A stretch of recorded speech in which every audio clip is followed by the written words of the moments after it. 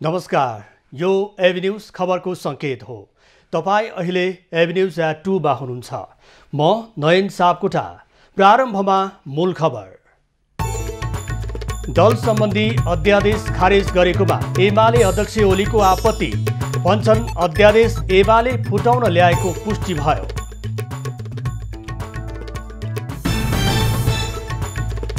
सत्तारूढ दलबीच मन्त्रालयको संख्या भागवण्डामा सहमति जुट्यो। मन्त्रालय टुङ्ग्याएर 1-2 दिनमै मन्त्री परिषद विस्तार गरिने।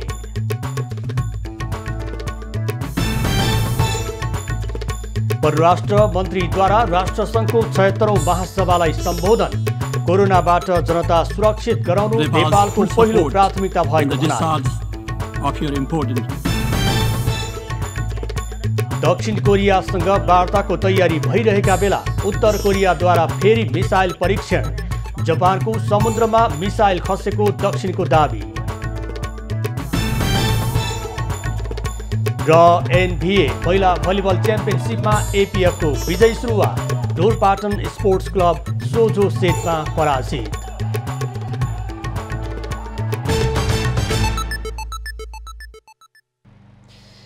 अब खबरको सिलसिला प्रारम्भ गरौं ओलीको आपत्ति सम्बन्धी प्रसङ्गबाट।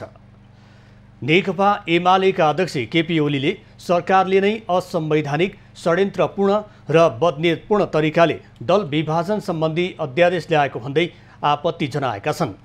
प्रधानमन्त्री शेरबहादुर देउबाको प्रतिनिधिको रूपमा बालकोट स्थित निवासमा भेट्न पुगेका कानुन मन्त्री ज्ञानेन्द्र बहादुर कार्की मार्फत ओलीले प्रधानमन्त्री शेरबहादुर देउबालाई पार्टी फुटाउने अध्यादेश जारी गर्ने र त्यसलाई फिर्ता गर्ने प्रक्रिया बदनीयतपूर्ण रहेको जानकारी गराएका हुन्।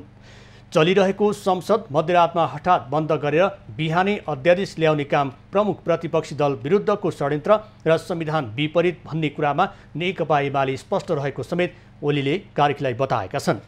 अध्यक्ष ओलीले कानुन बनाउने, संशोधन गर्ने र खारेज गर्ने अधिकार र काम संसदको भएकोले गर्दै संसद चालू रहेको बेला कानुन निर्माण, परिवर्तन वा खारेजी जस्ता कुरा संसद बाहेक अन्यत्रबाट हुने कुरा आपत्तिजनक भएको समेत बताएका छन्।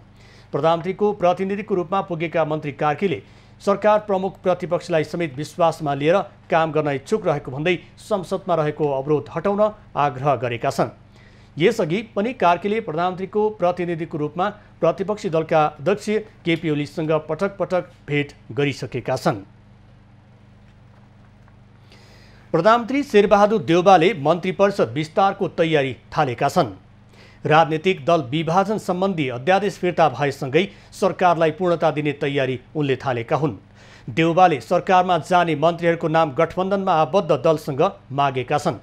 मङ्गलबार मन्त्रालय टुङ्गो लागेमा, बुधबार र नलागेमा बिहिबारसम्म मन्त्री परिषद विस्तार गर्ने प्रधानमन्त्रीको तयारी छ। सत्ता साझा दलबीच मन्त्रालय भागवण्डामा लगभग सहमति जुटिसकेको छ। सहमति अनुसार गठबन्धनमा आबद्ध नेपाली कङ्ग्रेसले 7 मन्त्रालय लिनेछ। यस्तै माओवादी केन्द्र, नेकपा एकीकृत समाजवादी र जनता समाजवादी पार्टीले 6 मन्त्रालय लिने सहमति भएको छ। संविधानमा भएको व्यवस्था अनुसार प्रधानमन्त्री शेरबहादुर देउबाले सरकारमा कुल 25 जना मन्त्री राख्न पाउनेछन्। असार 29 गते सर्वोच्च अदालतको परमादेशबाट प्रधानमन्त्री नियुक्त भएका देउबाको मन्त्री परिषदमा हाल 1 राज्य मन्त्री सहित 6 जना मन्त्री छन्। तीमध्ये कङ्ग्रेसका 4 र माओवादी केन्द्रका 2 मन्त्री रहेका छन्। परराष्ट्र मन्त्री डाक्टर नारायण खड्काले विश्वव्यापी मानव समुदायका लागि चुनौती बनेको कोरोना भाइरस महामारीबाट जनतालाई सुरक्षित बनाउनु नेपालको पहिलो प्राथमिकता रहेको बताएका छन्। संयुक्त राष्ट्रसङ्घको 76औं महासभालाई न्युयोर्कमा नेपालको तर्फबाट आज बिहान सम्बोधन गर्दै परराष्ट्र मन्त्री खड्काले उक्त कुरा बताएका हुन्। उनले नेपाली जनतालाई कोरोना संक्रमणबाट सुरक्षित बनाउन वर्तमान सरकारले खोपको व्यवस्थापन र खोप लगाउने कार्यलाई उच्च प्राथमिकतामा राखेर काम गरिरहेको महासभामा जानकारी गराए। To see that a South Asian is chosen to preside over the proceedings of the 76th session of the UN General Assembly at a time when the world is ferment in the midst of COVID-19 and the climate crisis. Please be assured, Mr. President, of Nepal's full support in the discharge of your important responsibilities. Let me also commend the outgoing President, His Excellency Mr. Volkan Bozkir, for successfully leading the 75th session of the Assembly during the trying times.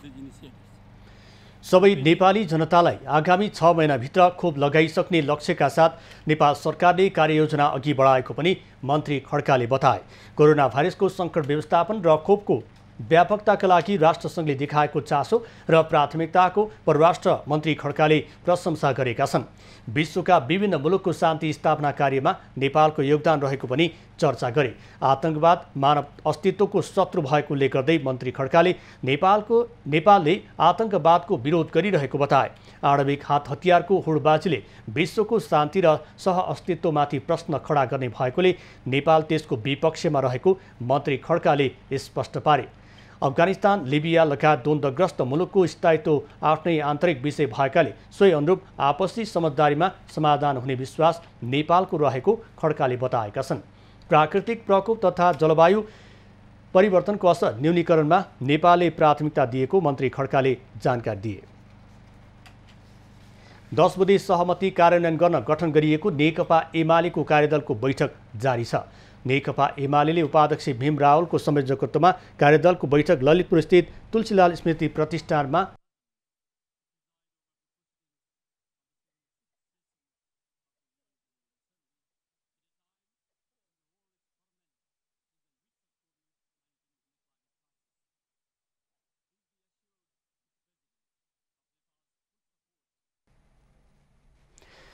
नेकपा एमाले उपाध्यक्ष भीम रावलको संयोजकत्वको कार्यदलको बैठक ललितपुर स्थित तुलसीलाल स्मृति प्रतिष्ठानमा बसिरहेको हो।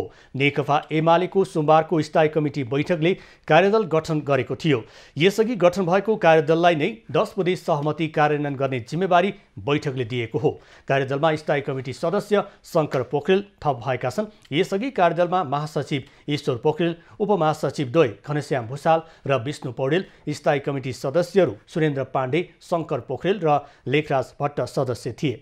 असार 27 गते भएको 10 बुँदे सहमति कार्यान्वयनमा समस्या देखिएपछि माधव नेपाल छोडेर एमालेमै रहेका नेताहरूले सहमतिको अक्षरशः कार्यान्वयन हुनुपर्ने अडान राख्दै आएका छन्। यसबीच नेकपा एमालेका अध्यक्ष केपी ओलीले आज सम्पादकसँग छलफल गर्दैछन्। ओलीले अपराह्न 4:15 बजे नयाँ बानेश्वर स्थित अल्फा हाउसमा सम्पादकसँग छलफल गर्न लागेका हुन्। सरकारका पछिल्ला निर्णय, संसदको निरन्तर अवरोधका विषयमा एमाले सम्पादकहरूलाई आफ्नो भूमिकाबारे जानकारी गराउन लागेको बुझिएको छ। पार्टी विभाजनमा भूमिका निर्वाह गरेको भन्दै एमाले सभामुख अग्नि सापकोटाको विरोध गर्दै संसदमा अवरोध गर्दै आएको छ। सरकारले कालोधन भित्र्याउने बाटो खुला गरेको र आफ्नो सरकारले अघि सारेका विकास आयोजनाको बजेट कटौती गरेकोमा पनि एमालेको आपत्ति रहेको छ। नेकपा माओवादी केन्द्रको स्थायी कमिटी बैठक आज पनि बस्दैछ।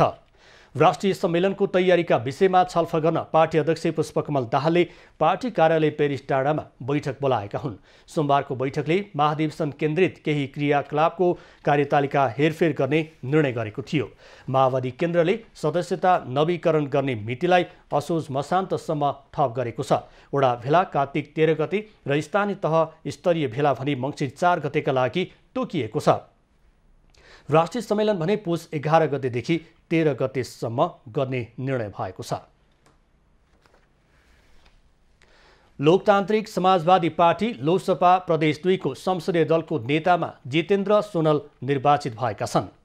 संसदीय दलको बैठकमा सर्वसम्मतिको प्रयास सफल नभएपछि शीर्ष नेताहरूको उपस्थितिमा राति भएको मतदानबाट सोनल दलको नेतामा निर्वाचित भएका हुन्। लोकसभाका 16 जना प्रदेशसभा सदस्यहरूमध्ये 9 जनाले सोनलको पक्षमा मतदान गरेका थिए। प्रदेशसभा सदस्य उपेन्द्र महतोले 6 मत ल्याए, 1 मत बदर भएको छ। तात्कालीन राष्ट्रिय जनता पार्टी नेपाल प्रदेश 2 सरकारमा सहभागी हुँदा पनि संसदीय दलको नेता सोनल नै रहेका थिए। सोनल 12 क्षेत्र नम्बर 4 खबाट निर्वाचित सांसद हुन्। तात्कालीन राजसभा संसदीय दलका नेताको हैसियतले उनी यसअघि प्रदेशमा भौतिक पूर्वाधार विकास मन्त्री बनेका थिए। काठमाडौँ उपत्यका खानेपानी लिमिटेड केयुकेएलमा क्रियाशील 5 कर्मचारी युनियनहरूको आन्दोलन आज पनि जारी छ। उनीहरूले विभिन्न मागहरू राख्दै कम्पनीका प्रमुख कार्यकारी अधिकृत मिलन कुमार साक्यलाई दिउँसो 2 बजेसम्म कार्यालय प्रवेशमा दैनिक रूपमा रोक लगाइरहेका छन्। काठमाडौँ उपत्यका खानेपानी लिमिटेड कर्मचारी सङ्घ, काठमाडौँ उपत्यका खानेपानी लिमिटेड कर्मचारी सङ्गठन, एकीकृत स्वतन्त्र कर्मचारी युनियन, कर्मचारी कल्याण परिषद र लोकतान्त्रिक कर्मचारी सङ्घ सम्बद्ध कर्मचारीले कार्यालय परिसरमा दैनिक धरना दिइरहेका छन्। मेलम्चीको पानी आएपछि कम्पनीको सञ्चालन खर्च बढ्ने भएकाले महसुल दर पुनरावलोकनको प्रक्रिया अघि बढाउनु पर्ने कर्मचारीहरूको माग छ। पेश गर्न दिएका छैनौँ र शाखाहरूको काम, ग्राहकसँग सम्बन्धित काम जस्तो पानी उत्पादन, वितरण र महसुल कलेक्सन बाहेक अरू कामहरू हामीले बन्द गरेका छौँ र केन्द्रीय कार्यालयको सबै कामहरू बन्द गरेका छौँ र यो शुक्रबारसम्म पनि सहमति कार्यान्वयन भएन भने हामीले अर्को चरणमा योभन्दा कडा आन्दोलनमा जान्छौँ। त्यो भनेको हामी सम्पूर्ण रूपमा तालाबन्दीमा जान सक्छौँ, पानी बन्द गर्न सक्ने होइन भनेपछि यसको आगामी कम्पनीको 6औं वार्षिक साधना सभाले गरेको निर्णयअनुसार सबै शेयरधनीलाई शेयर बापतको पुँजी दाखिला गर्न, ग्राहकलाई अनलाइनबाट सेवा प्रवाह गर्न काठमाडौँ उपत्यका खानेपानी बोर्ड र कम्पनी बीच भएको लिज एग्रिमेन्ट पुनरावलोकन गर्न पनि कर्मचारीहरूले माग गरेका छन्। अब बाँकी खबर। रूपन्देहीमा ट्रकको ठक्करबाट 2 जनाको मृत्यु भएको छ। सैना मैना नगरपालिका 5 बुद्धनगरमा आज ट्रकले ठक्कर दिँदा बिहान हिँडेका आमा छोराको मृत्यु भएको हो। मृत्यु हुनेमा स्थानीय 42 वर्षीय राधा भट्टराई र उनका 15 वर्षीय छोरा महेश भट्टराई रहेका छन्। ट्रकले ठक्कर दिएपछि घाइते भएका उनीहरूको बुटोलको लुम्बिनी प्रादेशिक अस्पतालमा उपचारका क्रममा मृत्यु भएको हो। उनीहरूलाई पश्चिमदेखि पूर्वतर्फ जाँदै गरेको ना 8ख 4411 नम्बरको भैँसी बोकेको ट्रकले ठक्कर दिएको थियो। ट्रक र चालक प्रहरी नियन्त्रणमा रहेका छन्। सिराहाको गोलबजार नगरपालिकाको जेसीबीमा राखी ल्याउँदै गरेको अवैध सालको काठ बरामद भएको छ। गोलबजार नगरपालिका 6 बस्ने श्रवण कुमार शाहले 9 फिट लम्बाइ र 5 फिट चौडाइ भएको सालको गोलिया ल्याउँदै गर्दा पक्राउ परेका हुन्। उनी गोलबजार नगरपालिकाको सरकारी नम्बर प्लेट ना 1 706 नम्बरको जेसीबीका चालक हुन्। स्थानीयको सहयोगमा उनलाई नियन्त्रणमा लिएको प्रहरीले जनाएको छ। पक्राउ परेका गाडी र चालकलाई वन ऐन अनुसार कारबाही हुने जिल्ला वन कार्यालयले जनाएको छ। नगरपालिकाले भने चालक गोलबजार नगरपालिका वडा नम्बर 9मा जेसीबी काम गर्न गएको जानकारी दिएको छ। तथ्य बुझौँ त्रसित नहौँ भन्ने मूल नारासहित विश्व रेबिज दिवस 2078 नेपालमा पनि मनाइएको छ। मंगलबार एपिडेमियोलोजी तथा रोग नियन्त्रण महाशाखाले जावलाखेल स्थित चिडियाखानामा एक कार्यक्रम आयोजना गरी विश्व रेबिज दिवस मनाएको हो। रेबिज जङ्गली तथा घरपालुवा जनावरको टोकाइबाट हुने भएकाले कुनै पनि हेलचक्राइ नगरी उपचारमा लाग्न चिकित्सकहरूले सुझाव दिएका छन्। जनावरले टोकिसकेपछि 10-15 मिनटसम्म साबुन पानीले टोकिएको ठाउँमा धोएमा पनि यसको असर कम हुने उनीहरूको भनाइ छ। वर्षेनी 2 दर्जन जति रेबिजको लक्षण भएका बिरामी टेकु अस्पतालमा आउने गरेको तथ्याङ्क छ। कुकुरबाट मानिसमा हुने रेबिजलाई 2030 सम्म शून्यमा ल्याउन सरकारको योजना रहेको छ। रेबिजबाट मृत्यु हुनेहरूको तथ्याङ्क मानिसको मात्र नभई जनावरहरूको पनि यकिन तथ्याङ्क राख्ने काम भइरहेको स्वास्थ्य मन्त्रालयले जनाएको छ। कुकुर लगायत पशुपन्छीको टोकाइबाट टेकु अस्पतालमा दैनिक 150 जनासम्म मानिस खोप तथा उपचारका लागि पुग्ने गरेका छन्। महिनामा 1 देखि 3 जनासम्म व्यक्तिको रेबिजका कारण मृत्यु हुने गरेको छ। रेबिज विरुद्धको खोप सहज उपलब्ध भए पनि ज्यान गुमाउनेको सङ्ख्या घट्न सकेको छैन। 2077 सालको पद्मश्री साहित्य पुरस्कार केशव दाहालको उपन्यास मोक्ष भूमिले पाउने भएको छ। त्यस्तै पद्मश्री साधना सम्मान गायक तथा सङ्गीतकार भक्तराज आचार्यलाई दिइने भएको छ। खेमलाल हरिकला लामिछाने समाज कल्याण प्रतिष्ठानले हरेक वर्ष यसै गरी कला साहित्य र प्राज्ञिक क्षेत्रका एक जना व्यक्तित्वलाई पुरस्कृत र सम्मानित गर्दै आएको छ। पद्मश्री साहित्य पुरस्कार र पद्मश्री साधना सम्मानको राशि 3-3 लाख रुपियाँ रहेको छ। दुवै सम्मान तथा पुरस्कार प्रत्येक वर्ष कोजाग्रत पूर्णिमाका दिन प्रदान गर्ने गरिएको छ। सोमबार बिहान काठमाडौँबाट विराटनगर उडेको बुद्धयरको विमान प्राविधिक समस्याका कारण विराटनगर विमानस्थलमा अवतरण हुन नसकी काठमाडौँमा आएर अवतरण गर्यो।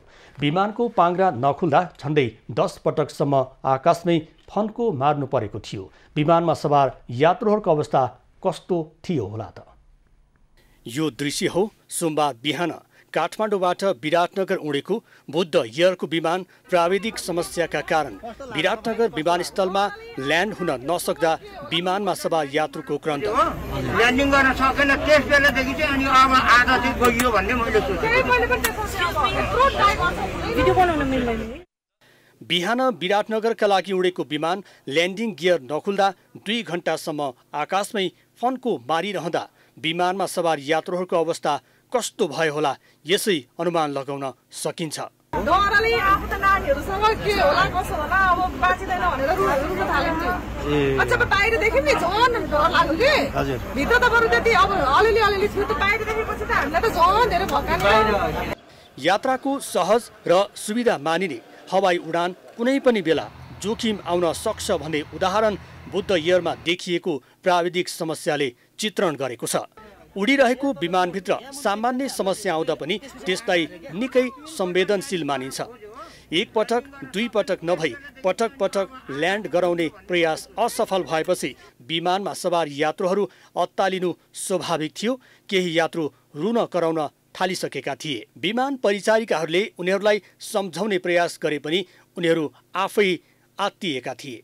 काठमाडौँबाट केही मिनेटको यात्रापछि विराटनगर ओर्लनु पर्ने यात्रुहरू 2 घण्टासम्म आकाशमै रहे। त्यो बेला उनीहरूको मनोदशा पक्कै पनि सहज थिएन। विमानका एक यात्रु आफूले नयाँ जीवन पाएको बताउँछन्। प्लेनमा चाहिँ हाम्रा एयर होस्टेसहरू त्यतिकै एयर होस्टेस हुँदैन रहेछन्। उहाँहरू धेरै राम्रो एडभाइस दिनुभएको छ, केही भन्दैन। हामी तपाईँलाई सक्दो हामीले बचाउने प्रयास गर्छौँ। अब तपाईँको यहाँ सक्यो भने हामीले फ्युल सिध्याउनु खोज्दैछौँ। फ्युल सिध्याएपछि तपाईँको त्यहाँ पानी उयोमा पानी छरेर त्यहाँ माथि फर्म राखेर हामी तपाईँहरूलाई सेफ ल्यान्डिङ गर्छौँ। फ्युल सकाएपछि आगो लाग्दैन, त्यसको क्रस हुँदैन भनेर उहाँले चाहिँ त्यति एडभाइस गरिराख्नु भयो। आजको यात्रामा धन्न हामी चाहिँ बाँच्न सफल भयौँ। काठमाडौँबाट विराटनगर उडेको जहाज कलसाइन 9NANTI विमानभित्र वयस्क 48 जना र बालबालिका 5 जना गरी 73 जना यात्रु सवार थिए। विमान काठमाडौँमा फर्केर सुरक्षित अवतरण गरेपछि बल्ल उनीहरूले सन्तोषको सास फेरेका थिए।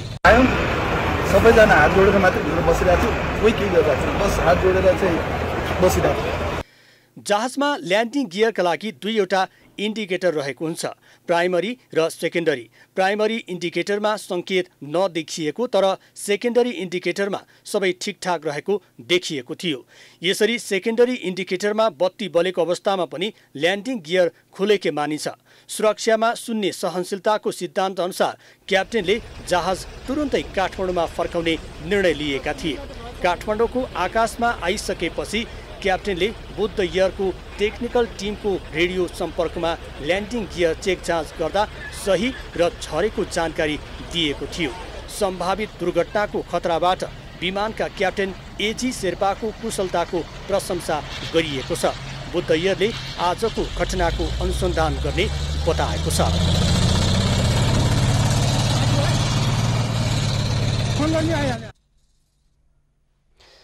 यस पटकको दशैंमा काठमाडौँ बाहिर जाने यात्रुहरूका लागि अग्रिम टिकट बुकिङ खुल्ला गरिए पनि व्यवस्थापन भने फितलो देखिएको छ। टिकट बुकिङको व्यवस्थापन चुस्त नहुँदा गन्तव्यमा पुग्न यात्रुहरूलाई कष्ट हुने हो कि भन्ने चिन्ता छाएको छ। अग्रिम बुकिङको पहिलो दिन नै यात्रुले आफूले भनेकै दिनको टिकट र गाडीको सिट नपाएपछि नयाँ बस पार्क गङ्गोबुमा आएका यात्रुहरूको टिकट कर्मचारीहरूसँग भनाभन समेत भएको छ। केही कर्मचारीले त अहिले टिकट छैन भन्न समेत भ्याएको टिकट बुकिङ गर्न आएका एक यात्रुले बताए। नै पाएको छैन, प्याक छ, टिकट खाली छैन रे, गाडी सिट खाली छैन। नयाँ बस पार्कमा टिकट बुकिङ गर्न काउन्टरमा सोझै यात्रु आउने भन्दा पनि बिचैमा बिचौलियाले यात्रुलाई हैरानी दिएको दृश्य पनि देखिन थालेको छ। अझ केही बिचौलिया र यात्रुहरू मास्क बिनै काउन्टर वरिपरि निष्फिक्री घुमेका देखिन्थे। लाइनको व्यवस्थापनमा देखिएको कमजोरीले समेत कोरोना संक्रमणको जोखिम बढाउन सक्ने देखिन्छ। भाडा बढेको प्रति पनि यात्रुहरूको उत्तिकै गुनासो छ। भाडा त अब अलिकति बढेको जस्तो पाइयो। यसभन्दा अघि पनि अब 28% भाडा वृद्धि भएको भन्ने कुरा सुन्नमा मिडियामा आइराखेको थियो। अहिले भाडा चाहिँ अलिकति बढी नै पाइयो। बिचौलियाहरूबाट यात्रुहरू ठगिने सम्भावना पनि उत्तिकै देखिएको छ। यात्रुको सहजताको लागि सिधै बुकिङ काउन्टरको बारेमा बुझेर आउन व्यवसायीहरूको भनाइ छ। प्रशस्त मात्रामा गाडीहरू छन्, यात्रु सचेत हुनु पर्यो, उहाँहरू सजग हुनु पर्यो, कहाँबाट टिकट पाउँछ, कुन चाहिँ टिकट आधिकारिक हो, कहाँ गएर लिनुपर्छ भन्ने कुरा त प्यासेन्जर आफू नै त्यसमा चाहिँ सचेत भयो भने त ठगिनी त कुरै आउँदैन नि। टिकट बुकिङको पहिलो दिन नै व्यवस्थापनमा देखिएको फितलोपनले पहिलो गाँसमै ढुङ्गा जस्तै भएको छ। टिकटको सहजता, कोरोना संक्रमण जोखिम न्यूनीकरणको लागि अनिवार्य मास्क र लाइन व्यवस्थापनमा समेत ध्यान दिनुपर्ने देखिन्छ। क्यामेरामा जय तामाङको साथमा सुसन रामदाम, नयाँ बस पार्क, काठमाडौँ। प्रमुख विपक्षी दल नेकपा एमाले गत भदौ 23 गतेदेखि निरन्तर संसद बैठक अवरोध गर्दै आएको छ। सरकारले एमालेको अवरोधका बावजुद बजेट पास गर्यो। लगातार भएको संसदको अवरुद्धलाई लिएर सत्तापक्ष र प्रतिपक्षी दलका नेताहरू आरोप प्रत्यारोपमा उत्रिएका छन्। प्रतिनिधि सभाको सोमबारको बैठकपछि जनता समाजवादी पार्टीका संघीय परिषद अध्यक्ष डाक्टर बाबुराम भट्टराईले नेकपा एमालेका सांसदहरूलाई पदबाट राजीनामा दिन चुनौती दिएका छन्। डाक्टर भट्टराईले दुई पटक संसद विघटन गर्ने एमालेलाई संसदमा प्रवेश गर्न नै लाज हुनुपर्ने टिप्पणी गरे। अध्यक्ष भट्टराईले सर्वोच्चको फैसला मान्दैनौ भन्ने एमालेले संविधानको सर्वोच्चता र संसदीय मर्यादाको कुरा गर्नु लाज मर्दो विषय भएको बताए। संसदले दुईचोटि विघटन गर्छ, तिनै मान्छेहरूले लाजै पचाएर संवैधानिक सर्वोच्चता कायम गर भन्ने, सर्वोच्चको फैसला मान्दैन भन्ने, अनि संवैधानिक सर्वोच्चता भन्ने, अनि फेरि संसदीय मर्यादा कायम, जुन संसदले विघटन गरेको छ त्यो संसदमा आउँदा लाज हुनुपर्ने हो। नेपाली कांग्रेसका महामन्त्री डाक्टर शशाङ्क कोइरालाले सभामुखले माधव नेपाल सहितका 14 जना सांसदहरूलाई पदमुक्त गराउन नसक्ने बताएका छन्। कोइरालाले अध्यादेशबाट दल विभाजन भइसकेको अवस्थामा सभामुख अग्नि सापकोटाले नेपाल सहितका सांसदहरूलाई पदमुक्त गराउन नमिल्ने प्रतिक्रिया दिए। कानून बमोजिम दल विभाजन भएकाले सभामुखले संसदमा एमालेले उठाएको माग सम्बोधन गर्न नसक्ने बताए। नेपाल लगायत जति पनि मान्छेहरू छन् उनीहरू चाहिँ निष्कासन गर्नु त्यो त सभामुक्त गर्न सक्दैन, यसैमा विरोध भइरहेको। तर प्रमुख प्रतिपक्षी दल नेकपा एमालेका नेता खगराज अधिकारीले लगातार संसदमा विरोध हुँदा पनि सरकारले तमासा हेरेर बसेको आरोप लगाए। अधिकारीले अकस्मात संसद बन्द गरी दलीय व्यवस्थालाई समाप्त गर्ने सत्ता गठबन्धनको षड्यन्त्रको जारी रूप संसदमा देखिएको धारणा राखे। दलीय व्यवस्था लोकतन्त्र समाप्त पार्ने जुन षड्यन्त्र गरियो त्यो षड्यन्त्रको जारी रूप नै हो यो, हैन? र यसले के देखायो भने सरकार न नीतिमा, न सिद्धान्तमा, न लोकतन्त्रमा, न गणतन्त्रमा विश्वस्त छ। नेकपा एमालेले आफ्नो पार्टीले कारबाही गरेको माधव नेपाल सहितका 14 जना सांसदलाई सभामुख अग्नि सापकोटाले पदमुक्त नगरेको भन्दै संसद अवरुद्ध गर्दै आएको छ। एमालेले सोमबार पनि दुवै संसदका बैठक अवरुद्ध गरेको छ। अमेरिकाको न्युयोर्कमा सम्पन्न मिस नेपाल US 2021 को उपाधि प्रतीक्षा शुक्लाले प्राप्त गरेकी छन्। शुक्लाले 10 प्रतियोगीलाई पछि पार्दै ताज पहिरिएकी हुन्। प्रतियोगितामा प्रथम उपविजेता कला न्यौपाने घोषित भएकी छन्। मिस नेपाल US को 10औं वार्षिकोत्सवको उपलक्ष्यमा न्युयोर्कको क्वीन्स थिएटरमा आयोजित मिस नेपाल सुन्दरी प्रतियोगिताको प्रतिस्पर्धामा 9 जना प्रतियोगीहरूलाई पछि पारेर कोलोराडोकी प्रतीक्षा शुक्लाले मिस नेपाल US 2021 को ताज जितेकी छिन्। उनले मिस नेपाल US 2021 को ताज जित्नुको साथसाथै नगद $1500 को पुरस्कार पनि हात पारेकोमा खुशी व्यक्त गर्नुको साथै आफ्नो काँधमा ठूलो जिम्मेवारी आएको कुरा बताइन्। मिस नेपाल USA को ताजको र यसका साथसाथै निकै नै ठूलो जिम्मेवारी काँध लागेको जस्तो आभास भएको छ। यस प्लेटफर्म मार्फत म नेपालको अझ दुर्गम स्तरका महिलाहरूलाई साइन्स, टेक्नोलोजी, इन्जिनियरिङ र म्याथमेटिक्स जस्तो फिल्डहरूमा अघि बढ्नलाई प्लेटफर्म दिने कोसिस गर्नेछु। त्यसै गरी मिस नेपाल फर्स्ट रनर अपमा कला न्यौपाने विजयी भएकोमा खुशी व्यक्त गरिन्। उनले फर्स्ट रनर अपको टाइटल सँगसँगै नगद पुरस्कार $1000 को साथै मिस ट्यालेन्टको उपाधि हात पारेकी थिइन्। म आफ्नो एडभोकेसीलाई अघि बढाउँदै नेपाल मेरो जन्मभूमि, मेरो बाबा मम्मीले पढ्नु भएको स्कुलमा म भलन्टियर वर्क गर्न जाँदैछु and I plan to continue to do my work for digital literacy in Nepal. त्यसैगरी Miss Nepal US second runner अपमा न्युयोर्ककी अलिसा लिम्बू छानिएकी थिइन्। उनले सेकेन्ड रनर अपको उपाधि सँगसँगै मिस फोटोजेनिकको अवार्ड सहित नगद $500 प्राप्त गरेकोमा खुसी व्यक्त गरिन्। एकदमै खुसी लागिरहेछ र यस पश्चात मैले जसरी मैले भने नारीहरूलाई र विशेष गरी लाइक हाम्रो आउँदै गरेको आउँदो जेनेरेसनको सानो बहिनीहरूलाई चाहिँ कसरी समाजमा आफ्नो ठाउँ लिने अनि कसरी आफ्नो आइडेन्टिटी बनाउने त्यसरी सिकाउँदै आफूलाई यसमै निरन्तरता दिनेछु। कार्यक्रममा New York state senator John Liu, New York state assemblywoman Jennifer Rajkumar लगायत Miss Nepal US Sujita Basnet, Smriti Giri, choreographer Nagma Shrestha लगायत अन्य थुप्रै वरिष्ठ व्यक्ति तथा सञ्चारकर्मीहरूको उपस्थिति रहेको थियो। कार्यक्रम राष्ट्रिय गानबाट सुरु हुँदै लोकप्रिय गायिका Anju Pant, voice of Nepal season 3 का विजेता किरण गजमेर तथा युवा गायक बिक्की गुरुङले अरू बढी संगीतमय बनाएका थिए।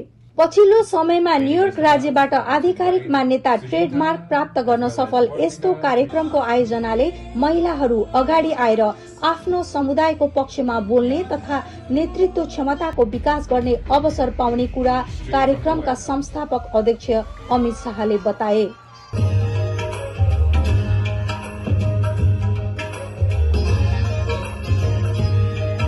हामीले सुन्दरता अनुहारमा होइन नेतृत्व विकासमा भेट्ने गर्दछौं।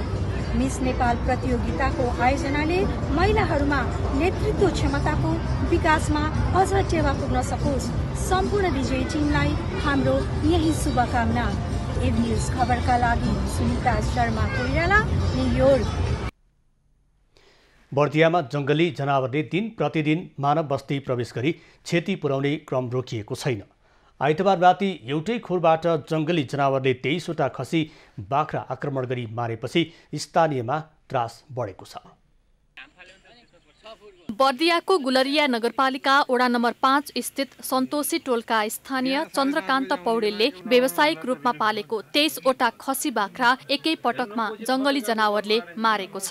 बेलुका खोरमा खसी बाख्रालाई हुलेर मूल गेटमा ताला लगाएर गएको र बिहान आउँदा खोर बन्द रहेकै अवस्थामा 23वटा खसी बाख्रा खोरमा मरेको अवस्थामा फेला परेका हुन्। जंगली जनावर बाघ वा चितुवा भन्ने यकिन हुन सकेको छैन।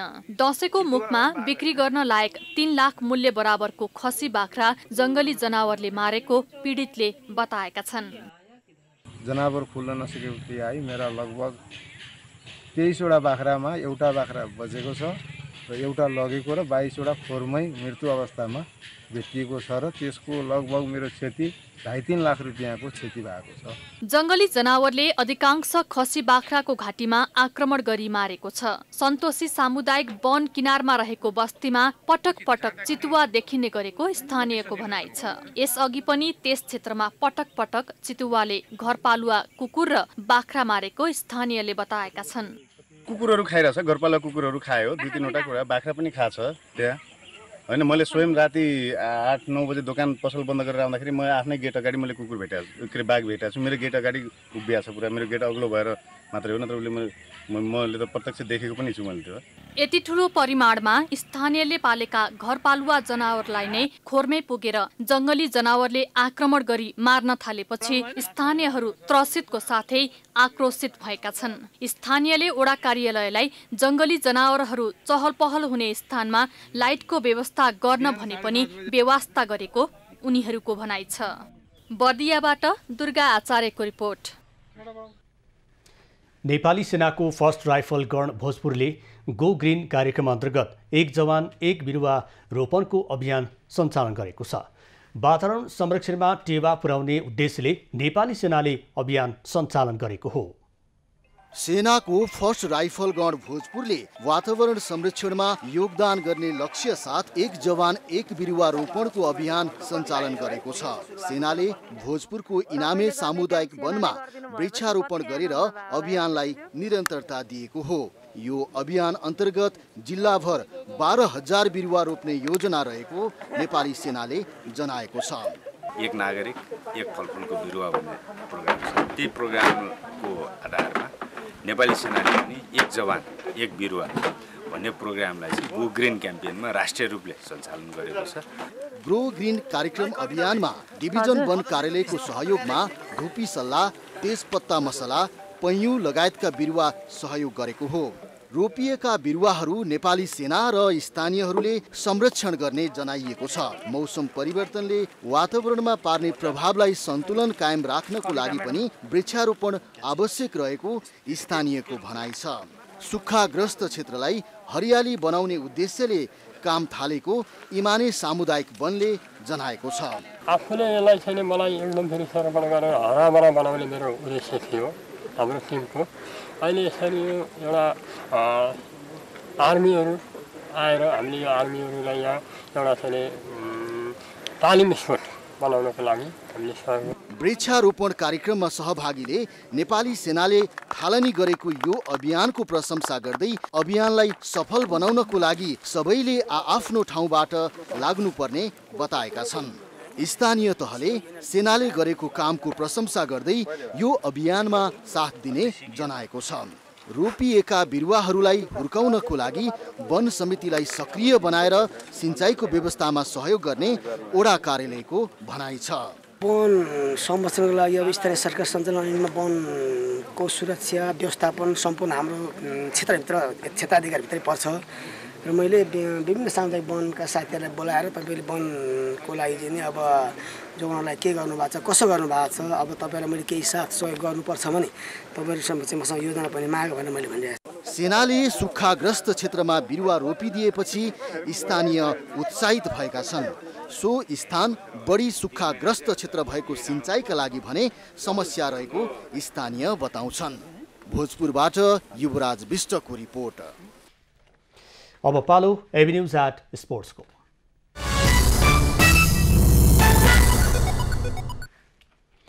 एनभीए महिला तथा पुरुष क्लब भलिबल च्याम्पियनसिप अन्तर्गत महिलातर्फ एपीएफ क्लबले विजयी सुरुवात गरेको छ। त्रिपुरेश्वर स्थित राखेपा कवर हलमा मंगलबार भएको खेलमा विभागीय टिम एपीएफले ढोरपाटन स्पोर्ट्स क्लबलाई 3-0 को सोझो सेटमा पराजित गर्दै सुखद सुरुवात गरेको हो। राष्ट्रिय टिमका खेलाडीले भरिएको एपीएफले ढोरपाटनमाथि 25-11, 25-7 र 25-6 को जित निकालेको छ। अर्को खेलमा महिलातर्फ न्यू डायमन्ड स्पोर्ट्स क्लबले विजयी सुरुवात गरेको छ। उसले एभरेस्ट क्लब बुटोललाई 3-0 को सोझो सेटमा पराजित गरेको हो। न्यू डायमन्डले एभरेस्टमाथि 25-6, 25-5 र 25-13 को जित निकालेको हो। 6औं संस्करणको एनभीए महिला तथा पुरुष क्लब भलिबल च्याम्पियनसिप अन्तर्गत आज पुरुष र महिलातर्फ गरी 6 खेलहरू हुँदैछन्। नेपाल भलिबल सङ्घले आयोजना गरेको च्याम्पियनसिपमा पुरुषतर्फ 14 र महिलातर्फ 6 टोलीको सहभागिता छ। महिला पुरुष विजेताले 4 लाख तथा उपविजेताले 2 लाख पाउनेछन्। साफ च्याम्पियनसिपको लागि नेपाली राष्ट्रिय फुटबल टोली मालदिप्स पुगेको छ। कतारमा विशेष तयारी गरेर नेपाली टोली त्यतैबाट मालदिप्स पुगेको हो। कतारमा नेपाली टोलीले प्रशिक्षण गर्नुका साथै ओमानसँग मैत्रीपूर्ण खेल खेलेको थियो। साफका लागि मुख्य प्रशिक्षक अब्दुल्लाह अल मुताइरीले 23 सदस्यीय टिमको घोषणा गरेका छन्। साफ च्याम्पियनसिप असोज 15 देखि 30 गतेसम्म हुनेछ। नेपालले 15 गते आयोजक मालदिप्ससँग माले स्थित राष्ट्रिय फुटबल स्टेडियममा खेल्दै प्रतियोगिताको सुरुवात गर्नेछ। 5 राष्ट्र सहभागी प्रतियोगिताको लीग चरणको खेलपछि शीर्ष 2 टोलीले उपाधिका लागि असोज 30 मा प्रतिस्पर्धा गर्नेछन्। अब पालो एभिन्यूज एट मौसमको।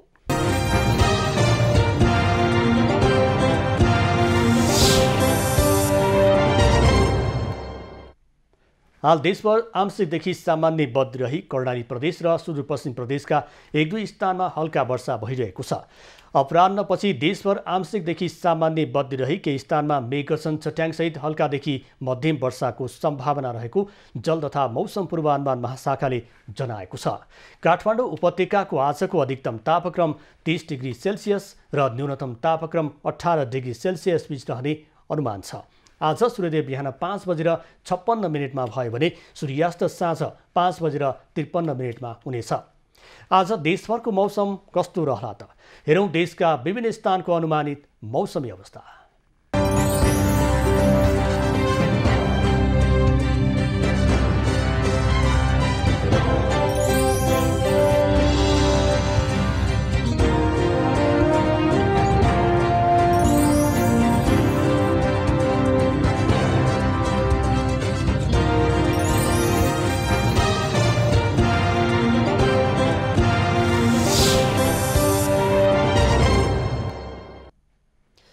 अहिलेलाई खबरको क्रम यति नै। एबी न्यूज खबरका यी सहित अन्य विस्तृत खबरका लागि www.abnews.tv लग अन गर्न सक्नुहुनेछ। युट्युब, फेसबुक र ट्विटरमा पनि हामीलाई फलो गर्न सकिनेछ। खबरभित्रको खबरको लागि हेर्दै रहनुहोला एबी न्यूज खबर। नमस्कार।